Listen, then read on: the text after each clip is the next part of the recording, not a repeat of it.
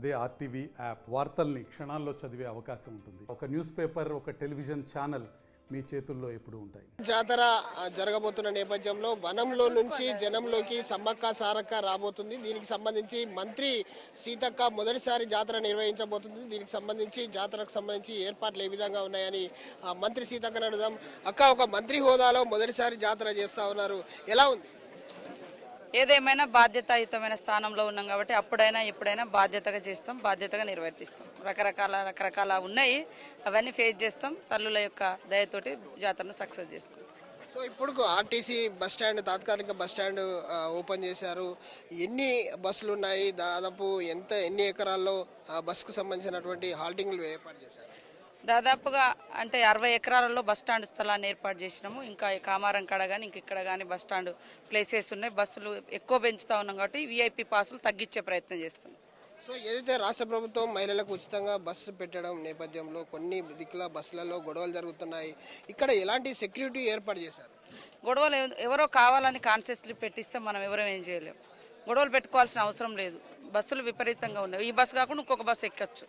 కానీ కావాలని ఒక బురద జల్లడం కోసం ఆ బస్సు స్కీమ్ను రద్దు చేయాలని ప్రత్యేకంగా దృష్టి పెట్టుకొని పనిచేస్తున్నారు. నేను అందుకనే అంటున్నా, పేదోళ్ళు ఎక్కే ఎర్ర బస్సును కూడా ఉచితంగా ఇవ్వకుండా అడ్డుకునేందుకు బీఆర్ఎస్ పార్టీ చాలా కుట్రలు చేసింది. అది అందరూ కూడా ప్రజలు అర్థం చేసుకుంటా ఉన్నారు. కాబట్టి వచ్చేవాళ్ళు, ఎక్కగలిగేటోళ్ళు వచ్చి దర్శనం చేసుకోవచ్చు, ప్రయాణం ఎక్కడి వరకైనా చేయవచ్చు. కాబట్టి ఎవరు ఎట్లాంటి ఆటంకాలు సృష్టించినా బస్సులలో వచ్చేటోళ్ళు బస్సులలో వస్తూనే ఉంటారు. సో ఈ మేడారం జాతరకి సంబంధించి సీతక్క అంటే సమ్మక్క లెక్క, సారాలమ్మ అంటే కొండ సురేఖ లెక్క అని మాట్లాడిన నేపథ్యం కావచ్చు, లేదా చూస్తున్న ప్రజలు కావచ్చు, ఇద్దరు కూడా మహిళా మంత్రులు ఉన్నారు జిల్లాకు సంబంధించి. సో జాతరకు సంబంధించి కొండ సురేఖ ఇంతవరకు కూడా ఇక్కడికి రాని పరిస్థితి ఉంది. మొన్న మేడిగడ్డకు సంబంధించి రేవంత్ రెడ్డి వచ్చిన సమయంలో కూడా కొండ సురేఖ లేదు. ఏ విధంగా చూస్తారు? అట్లేం నేను అనుకోవడం లేదు. నేను ఈ ప్రాంత బిడ్డగా, ఈ ప్రాంత ప్రజాప్రతినిధిగా నా బాధ్యతను నేను నిర్వర్తిస్తా.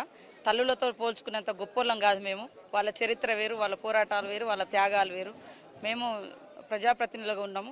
ఏదైనా మా శక్తి మేరకు కృషి చేస్తాం. ఆమె కొద్దిగా అనారోగ్యంగా ఉండొచ్చు, బహుశా అందుకనే రాలేదని మేము భావిస్తాం.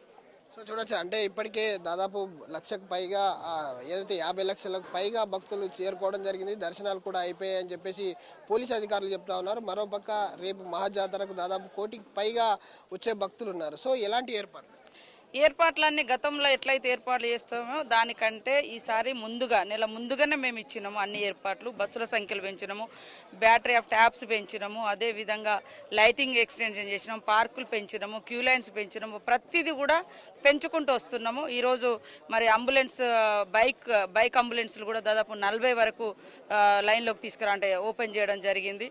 అట్లా ప్రతి దగ్గర ఎక్కడెక్కడ అవసరం ఉందో అవన్నీ వాటర్ ట్యాంక్స్ కానీ, శానిటేషన్ సిబ్బంది కానీ ఇవన్నీ కూడా ఎక్స్టెండ్ చేస్తాను. వచ్చిపోయేటువంటి భక్తులు గతంలో ఎప్పుడు కూడా ఇంతకుముందు 50 లక్షల మంది భక్తులు వచ్చిన చరిత్ర లేదు. ఇప్పటికే వారం ముందు, 15 రోజుల ముందే ఈ ప్రాంగణం అంతా కూడా జాతర అంటే నిండు జాతర రోజు ఎట్లయితే గుడారాలు ఉంటాయో ఈ రోజు కూడా అట్లనే ఉన్నాయి మీరు చూస్తే. కాబట్టి మేము ఇంకా రోజు రోజుకు మెరుగుపరుచుకుంటున్నాం. రద్దీకి తగ్గట్టుగా అంచనా వేసుకొని ముందుకెళ్తాం. ఈ రోజు 3 మంత్రులు ఇక్కడికి రావాల్సి ఉండే, ఎందుకోసం క్యాన్సిల్ అయింది? అసెంబ్లీ అనుకోకుండా ఎక్స్టెండ్ అయింది. ఈ రోజుకు వాయిదా పడడంతో వారి పర్యటన వాయిదా పడ్డది. రేపు కానీ ఎల్లుండి కానీ తప్పకుండా వస్తుంది. సో చూడొచ్చు, ఏదైతే 3 మంత్రులు ఈరోజు అసెంబ్లీ ఉండడం వల్ల మేడారం జాతరకి రాలేకపోయారు. ఇక్కడ ముఖ్యంగా చూసుకున్నట్టయితే మరికొద్ది రోజుల్లోనే వనంలో నుంచి జనంలోకి రాబోతున్నారు సమ్మక్క సారాలమ్మ. దానికి తగ్గట్టుగానే ఇక్కడ ఏర్పాట్లు చేశాము. భక్తులకు ఎలాంటి అసౌకర్యాలు కలగకుండా పూర్తిగా అటు మహిళలకు కావచ్చు, ఇటు పురుష భక్తులకు కావచ్చు పెద్ద ఎత్తున ఏర్పాట్లు అయితే చేశాము. దాదాపు ఇప్పటికే 50 లక్షల మంది ఇక్కడ చేరుకోవడం జరిగింది. మరొక 1 కోటికి పైగా భక్తులు మహాజాతరకు వచ్చే ఉంది కాబట్టి వాళ్ళకు తగినట్లు ఏర్పాట్లు చేశామని మంత్రి సీతక్క చెప్తా ఉంది. కెమెరామెన్ రాజుతో విద్యాసాగర్, మేడారం. మరిన్ని వీడియోస్ కోసం ఛానల్ ని సబ్స్క్రైబ్ చేయండి. లేటెస్ట్ అప్డేట్స్ కోసం వాట్సాప్ ఛానల్ ని ఫాలో చేయండి. అండ్ లింక్ డిస్క్రిప్షన్ లో ఉంది.